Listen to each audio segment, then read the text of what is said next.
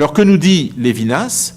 Eh bien, je crois que la phrase clé de son propos, c'est de dire que l'idée que la divinité de la loi consiste à pénétrer dans le monde autrement que comme un vent violent, autrement que comme un feu. La loi divine, elle peut pénétrer les cœurs par une voie de fin silence, avec nuance, avec finesse, dans une approche pas à pas, dans une approche de petits pas qui s'enchaînent les uns après les autres, mais qui ne sont plus l'absolu de l'éthique. Et à mon sens, on a là, chez Lévinas, déjà en tous les cas, la nécessité carrément d'un compromis éthique presque, qui serait alors le seul moyen de pénétrer le monde réel et donc de pénétrer la raison politique. Alors, je vais passer maintenant au deuxième élément, si vous voulez, rapidement, qui est le prophète Jonas. C'est intéressant puisque c'est le seul exemple où on a un prophète qui a réussi dans sa mission prophétique. Il s'est fait entendre par le roi de Ninive. Comment a-t-il fait? Quel est son secret? C'est quoi la magie de Jonas? Alors, même brièvement, je vous rappelle l'histoire. Ça commence avec l'annonce de ce qui se passe à Ninive, cette ville. La perfidie de Ninive est grande et Dieu décide de juger la ville et de l'anéantir. Il envoie Jonas à Ninive avec un message très simple, mais on ne connaît pas, nous, le message. Le lecteur, on ne sait pas quel est le message. Au chapitre 1, au verset 2, on lit la chose suivante. « Va vers Ninive, la grande ville, et dis-lui que sa méchanceté est montée jusqu'à moi. » Mais quel message? Qu'est-ce qu'il doit dire? Vraiment, on ne sait pas. Au chapitre 2, rien. Au chapitre 3, après l'histoire de la baleine, « Va vers Ninive, la grande ville, et dis-lui le message que je vais te dire de lui dire. » Mais on n'a toujours pas de message. Donc qu'est-ce qu'il a dit? Quel est ce message? Entre tous ces deux éléments, il s'est passé beaucoup de choses. Jonas est parti à Tarshish, il n'est pas allé à Ninive, il est parti à Tarshish, de l'autre côté. Il y a eu la tempête sur le bateau, il y a eu la baleine, il a été vomi, il s'est retrouvé sur une plage, et finalement, il arrive à Ninive, mais toujours aucun message. On ne sait pas ce qu'il va dire. Il faut attendre un peu plus tard, dans le chapitre 3, c'est un tout petit livre, donc on arrive déjà presque à la fin, et on apprend la chose suivante. On apprend il faut 3 jours pour parcourir à pied la ville de Ninive. C'est une grande ville. Okay? Jonas va courir et il va parcourir la ville en une journée avec un panneau. En gros, j'utilise quelques images. Et il va utiliser 5 mots en hébreu. Le message, 5 mots. Encore 40 jours et Ninive sera bouleversée. C'est tout ce qu'il dit. Il ne donne aucune explication. Encore 40 jours et Ninive sera bouleversée. C'est la seule indication du message de Jonas. On ne sait pas si ce sont les mots que Dieu lui a demandé de prononcer ou ce sont les mots que Jonas a inventés lui-même. On peut simplement imaginer Jonas qui court dans la ville, qui fait tout ce qu'il peut pour ne pas être écouté parce qu'il n'a pas envie. On a déjà compris qu'il était parti de l'autre côté. Il a toute la mauvaise volonté du monde et il ne veut pas que Ninive soit pardonnée. Or, malgré sa mauvaise volonté, malgré son message qu'il délivre à contre-cœur, malgré la brièveté insolente de son message dans laquelle il ne dit pas grand-chose, eh bien, c'est le seul prophète qui est écouté. Alors, on pourrait discuter pour savoir qu'est-ce qu'il y a de secret dans ce message, mais je voudrais simplement vous partager mon sentiment par rapport à cette histoire. Je me demande si le secret de Jonas, il ne serait pas davantage lié à sa personnalité plutôt qu'à son message. En d'autres termes, faut-il aborder la problématique du lien entre foi et loi religieuse et raison politique, non pas sous l'angle du contenu, mais sous l'angle du contenant. Non pas sur ce qu'il va dire, mais sur le qui va le dire, qui est capable de le dire.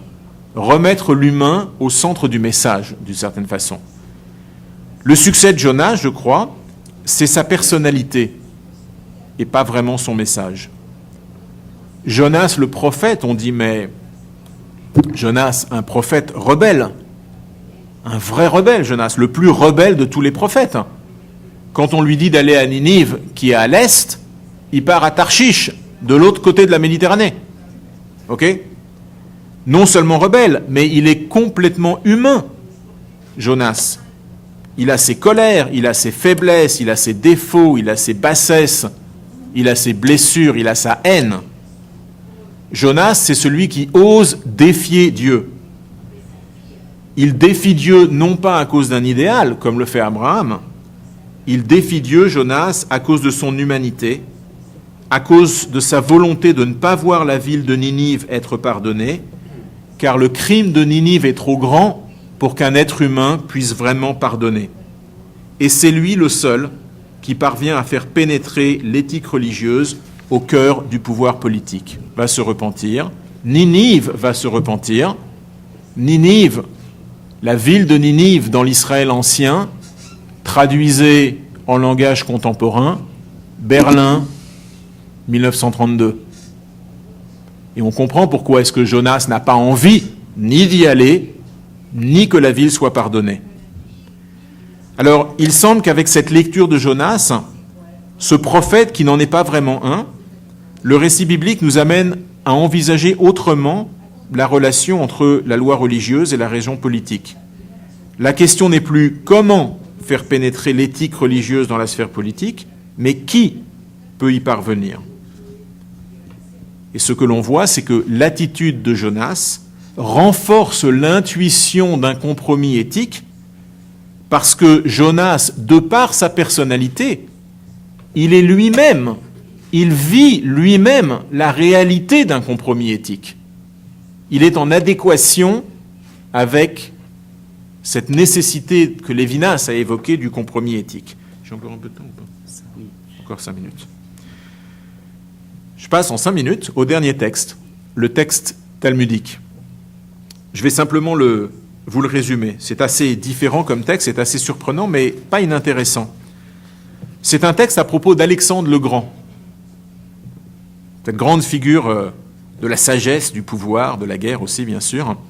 Et le texte du Talmud invente un dialogue entre des anciens du Negev, donc cette région désertique en Israël, et Alexandre le Grand. Alexandre le Grand va conquérir l'Afrique et il passe par le Negev et le Talmud invente qu'il a besoin de prendre quelques éléments de sagesse chez les Juifs. Bon.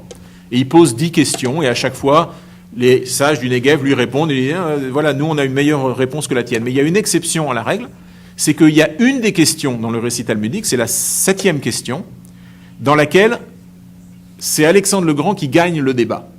Voilà la question. Alexandre le Grand a posé 10 questions aux anciens du Negev, j'en arrive à la 7e. Il leur a demandé « Que doit-on faire pour se rendre populaire ?» Grande question. Les anciens du Negev répondent « Haïr le pouvoir et l'autorité ».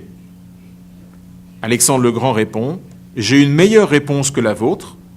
Il faut au contraire aimer le pouvoir et aimer l'autorité et en profiter pour accorder des faveurs aux gens. » Et là, le Talmud dit « Les sages du Negev n'ont rien à dire. » C'est Alexandre le Grand qui gagne ce débat. Alors, on peut passer beaucoup de temps sur ce texte, mais comme nous n'avons pas de temps, je vais juste vous dire ce que j'en retire, en tous les cas, à cette lecture. On est là dans une opposition, encore une fois, frontale, entre deux conceptions de ce qu'est le pouvoir, donc la réalité politique. D'une part, les sages du Negev qui disent « Non, le pouvoir, c'est la corruption.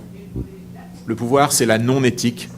Donc, haïr le pouvoir, voilà ce qu'il faut faire. » Et puis d'un autre côté, vous avez l'approche d'Alexandre le Grand qui dit « Non, c'est pas ça. Le pouvoir, il faut l'accepter, il faut en prendre la responsabilité parce que c'est ça ce qui permet d'apporter des faveurs aux gens. » Et sur cette expression « faveur aux gens », il y a un commentaire de Rashi, qui est le grand commentateur juif du XIe siècle. Rashi dit la chose suivante.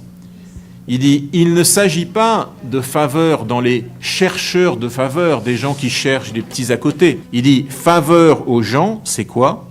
C'est la capacité, malgré toute la déformation éthique que le pouvoir peut apporter, c'est la seule façon de contribuer à changer la vie des gens et d'apporter quelque chose aux gens, d'apporter des faveurs, d'apporter quelque chose qui va permettre aux gens à la population, à une nation, à un pays, de changer quelque chose à sa propre situation.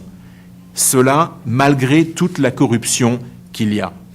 Alors, puisque le temps nous manque et j'arrive à la fin de ma période, je voudrais juste essayer de conclure de façon un peu inadéquate, parce qu'on n'a pas le temps, mais quand même, vraiment de le faire en 1 minute. Il me semble que les textes que j'ai ébauchés vraiment très rapidement, surtout le dernier où j'ai eu peu de temps, ces 3 textes, que ce soit Deutéronome et Samuel, ensuite Jonas et ensuite le texte talmudique, ils pointent d'une certaine façon tous dans la même direction. Et c'est la direction du compromis. Mais un compromis qui se fait à 2 niveaux. D'abord, le compromis éthique au niveau fondamental de l'idée qui est véhiculée par l'éthique religieuse. Là, il y a un besoin de faire en sorte que les angles s'arrondissent un petit peu, que ça ne soit pas aussi strict, aussi dur que ce que ça prétend être. Mais aussi un compromis sur la personnalité, finalement, la personnalité morale, la personnalité éthique de la personne qui va véhiculer le message religieux vers le monde. Alors je crois que pour avoir une chance de faire en sorte que l'éthique religieuse puisse pénétrer la réalité du monde politique, donc de nos vies, et pour que ça soit utile à tous, et pas simplement au monde religieux, évidemment, eh bien, il nous faut des hommes et des femmes religieuses qui ne s'enferment pas dans l'absolu ou dans l'idéal de l'éthique d'une vie purement religieuse. C'est-à-dire qu'il faut rejeter la tour d'ivoire du monde religieux. Il nous faut des personnes qui soient des porte-drapeaux d'un message religieux qui, lui-même, ce message, accepte de ne pas être un message complètement carré, complètement rigide, un message qui soit trop certain de sa propre vérité et de sa propre justesse. Il nous faut des individus religieux qui acceptent d'être fondamentalement humains, avec tout ce qu'il y a dans le mot humain. Enfin, il nous faut peut-être des prophètes, modernes en tous les cas, qui ne craignent pas les bassesses, parfois en tous les cas les bassesses du monde politique, du monde économique et ses difficultés, et qui sont prêts, de l'intérieur, en connaissance de cause, à faire pénétrer petit à petit, pas frontalement, mais par petites touches, en ayant extrait des petites touches de l'absolu éthique, sortir de l'absolu éthique des petites touches qui puissent pénétrer par tangente le cœur de ceux qui sont dans la gestion du pouvoir, dans la gestion de la politique, et donc finalement dans la gestion de nos vies à tous. Voilà, je vous remercie.